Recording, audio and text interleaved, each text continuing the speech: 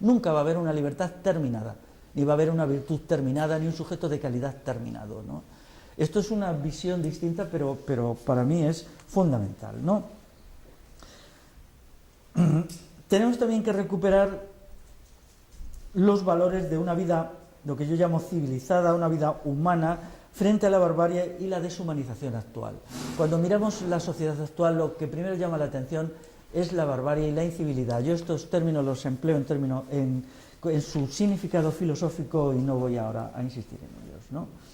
Tenemos también que reconstruir la vida rural en oposición a la ciudad, que es un espacio privilegiado por el Estado. En realidad el derrumbe de las sociedades con Estado significaría el derrumbe de las ciudades. Eso está muy claro. Las ciudades son el espacio del Estado, ¿no? Entonces, pues ahora mismo ya se está creando un consenso muy interesante, incluso aunque las sociedades peninsulares son todas urbanas, cada vez avanza más la idea de la degradación del urbano. Hay una encuesta muy interesante que se hizo hace 4 meses en Madrid, donde el 70 y tantos % de la población contestó, de los encuestados, que ellos creían que la vida rural era mejor que la urbana. Eso es una revolución en la conciencia muy importante, porque hace 20 años no sucedía eso, era todo lo contrario. La gente seguía pensando que lo bueno era la vida de las ciudades y lo malo el mundo rural, ¿no? Es necesario construir una sociedad del afecto mutuo en la cual el individuo pueda ser sujeto social a la vez que realidad individual, estableciendo relaciones de afecto, porque, vamos a ver, muy a menudo la ayuda mutua se entiende en su aspecto práctico. Esto es un error, ¿eh? La ayuda mutua no es solamente una cuestión utilitarista que hacemos para arreglar cositas, es también algo que tiene una cosmovisión detrás. Y esa cosmovisión es la idea de que uno tiene una voluntad de servicio respecto al otro. Y esa voluntad de servicio es lo que podemos llamar amor. Entonces, eso es muy distinto de las chorradas estas del amor como sentimiento, como emoción, no. El amor, sobre todo, es un servicio que se hace. Cuando se está sirviendo algo a alguien, se está queriendo ese algo o ese alguien, ¿no? Entonces, eso es distinto de ciertas cuestiones utilitaristas, ¿no? Bueno, y ya he hablado antes de fusionar tradición con revolución. Eso es una cuestión que ha avanzado mucho ahora ya, todavía quedan los herederos de la Ilustración, los modernos, gente que todavía no entra, pero bueno, de verdad que la Ilustración está tan baqueteada ya y se está aportando tantos materiales de análisis crítico que supongo que en unos años tendrán que cambiar de discurso, ¿no? Luego, ¿cómo sería una revolución integral en Galicia? Pues yo lo he definido en 5 puntos. Ya sabéis, yo tengo un libro sobre el mundo gallego que en realidad lo escribí de una manera inadvertidamente, no era mi intención escribirlo, ¿no? Pero bueno, yo lo escribí, luego se tradujo al gallego reintegrado y es un libro que ha funcionado muy bien y que la gente lo sigue leyendo aquí. Y bueno, pues en primer lugar tiene el problema de la recuperación de la lengua, que es la fundamental seña de identidad de la comunidad humana a la que llamamos pueblo gallego, ¿no? Tras siglos de titulación, tras ser víctima del actual régimen autonómico, entonces en un momento en que todas las lenguas del mundo están en una situación crítica, porque el influjo de la mundialización y el influjo del inglés las está socavando, ¿no? Incluso el castellano, ¿no? Dicen, es la tercera lengua del mundo, ¿vale? Pero cuando yo digo al castellano le quedan 100 años, todo el mundo, ¡ah, qué horror! Bueno, pues tengo mis datos, los estoy estudiando, ¿no? Entonces, claro, ahora mismo es una hecatombe de las lenguas, ¿no? Montones de lenguas, cada año mueren, me parece, son media docena de las lenguas, ¿no? Y es debido, claro, una vez que los sistemas de dominación se construyen como mundiales y los sistemas de la gran empresa multinacional son mundiales, ellos han elegido una lengua que es el inglés, y la están poniendo como lengua y está excluyendo todo, ¿no?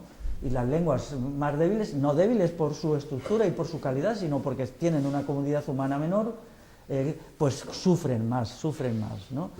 Entonces esa cuestión pues hay que plantearla así. En segundo lugar, hay que reformular desde la verdad y solo desde la verdad la historia del pueblo gallego. La historia del pueblo gallego, como todos los pueblos que han sufrido opresión y dominación, han sido manipuladas. Está el caso clarísimo de lo que yo he estudiado más, que la historia rural, ¿no? La historia rural de Galicia pues ha sido, bueno, todavía la historia rural de Galicia tiene partes que son muy oscuras, ¿no? Quiero decir, son oscuras porque nadie quiere ahí meter mano. Hace poco una profesora de Lugo publicó un libro Ana Cabana, que Ahora, este libro desmonta un mito que se había lanzado sobre Galicia y que yo sabía que era mentira, pero que era el mito de que Galicia en los años 40 y 50 fue algo así como colaboradora con el fascismo, con el franquismo, ¿no? Y que había sido una sociedad dócil que se había entregado al franquismo, ¿no? Entonces esta mujer, en lo que es un libro de historia empírica, te lo va desmontando, te va diciendo que no, y entonces empieza diciendo, bueno, aquí hubo una guerrilla, pero luego hubo muchísimas formas de resistencia, por la cual en muchísimos pueblos, aldeas y tal, pues se buscaba la manera de parar los pies a la legislación franquista, a la normativa, a todos los proyectos que ellos iban haciendo, ¿no? A veces a las bravas o semibravas, y otras veces no, por un procedimiento de mano izquierda, pero se iba frustrando todo lo que se podía los proyectos franquistas, ¿no? Bueno, pues esto es arrojar luz sobre una parte de la historia de Galicia que había sido manipulada, que yo en mi libro sobre Galicia no trato porque, bueno, me quedaba un poco, mi libro tenía que ser breve, no podía, pero luego hay muchos elementos, por ejemplo, bueno, si me permitís, cómo había sido aquí las relaciones entre las personas en el terreno de lo íntimo, sobre todo el mundo de la mujer en Galicia, es un mundo maravilloso, hasta la gente más insultona tiene que reconocer que el grado de libertad que tenían las mujeres en la Galicia tradicional era impresionante. Esto lo reconoce todo el mundo, ¿no? Y bueno, pues sin embargo sobre esto todavía no hay un estudio objetivo y fiable. Y esto desmontaría muchísimos mitos, pero muchísimos, que han hecho muchísimo daño y que lo siguen haciendo. Bueno, pues se trata de que la gente de aquí de Galicia os vayáis animando a hacer estos estudios, que muchas veces no son fáciles, pero que quizás dentro de 50 años, cuando la generación que hoy tiene más de 80 años ya haya desaparecido del todo, pues serán todavía más difíciles de hacer, porque los testimonios orales pues se habrán quedado disminuidos, ¿no?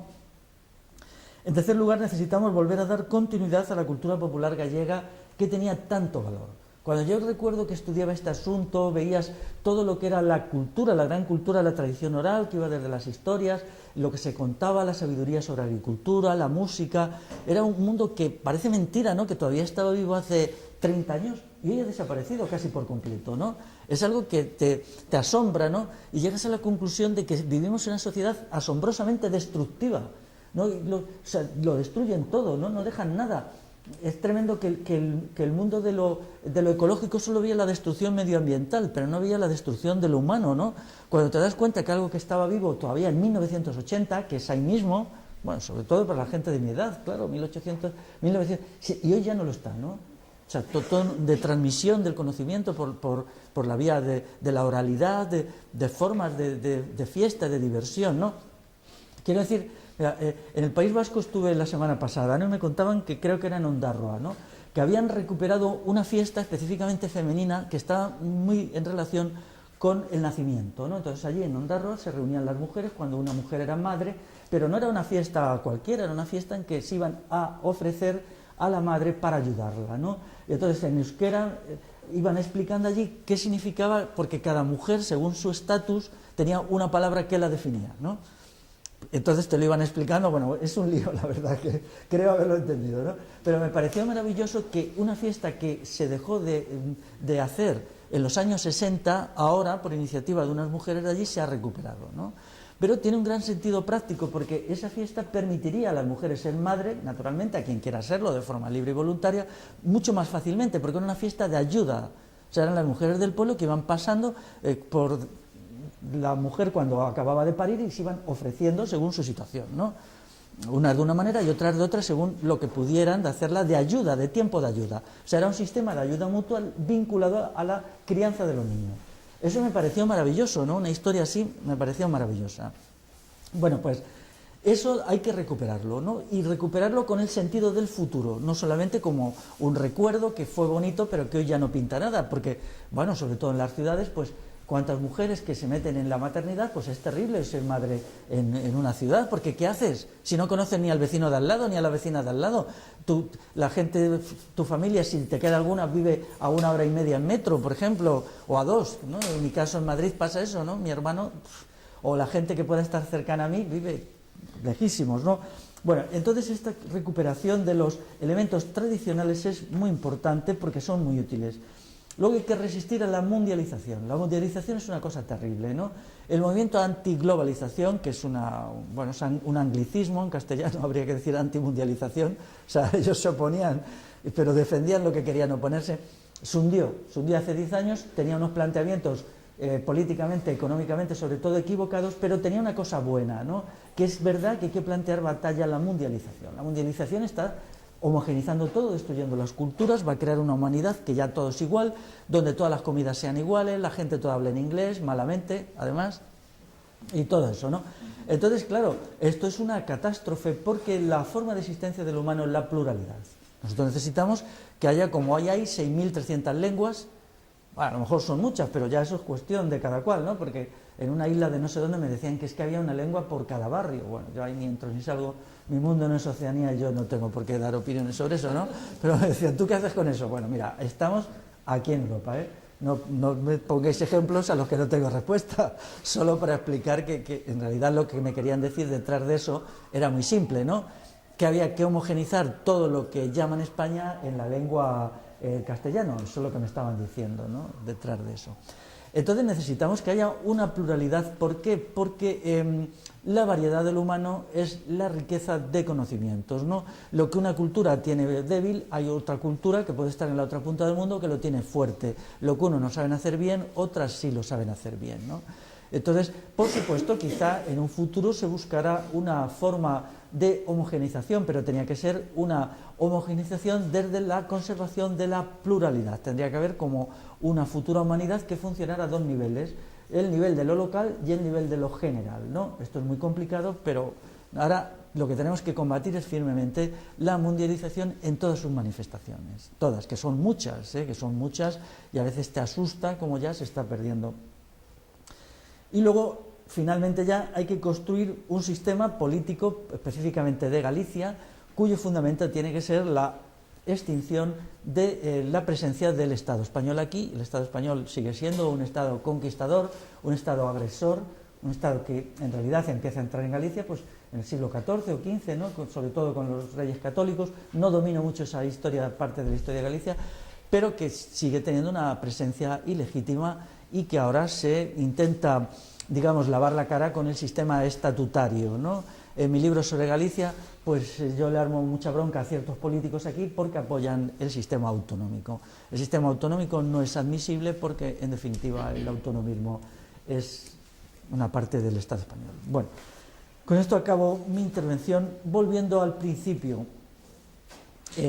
no podemos dar una batalla a los aparatos políticos, ideológicos, culturales del poder constituido si no tenemos una batería de ideas suficientemente desarrolladas.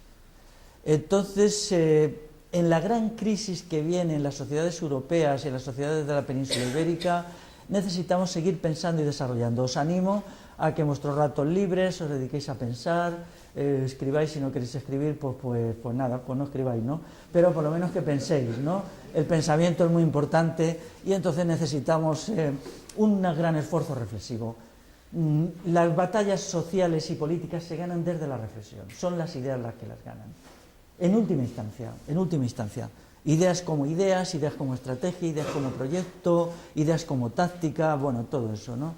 Y en definitiva, pues es lo que nos puede salvar en un momento que además, vamos a ver, lo que el sistema de dominación proyecta es terrible. O sea, ahora, el trabajo asalariado ahora, exactamente ahora, es un procedimiento específicamente pensado para destruir al ser humano. Ni siquiera tiene en cuenta nociones de eficacia, rendimiento y productividad. No es verdad, no tiene eso ya. Lo que tiene es crear una subhumanidad, una especie de neoesclavos, neosiervos, neonada, que en realidad, para entender eso nos vale más la ciencia ficción, cierta ciencia ficción que describen el futuro como una sociedad de pesadilla, u Orwell, que lo que pudo ser quizá el análisis marxista de la explotación capitalista, ¿no? Y bueno, pues con esto acabo.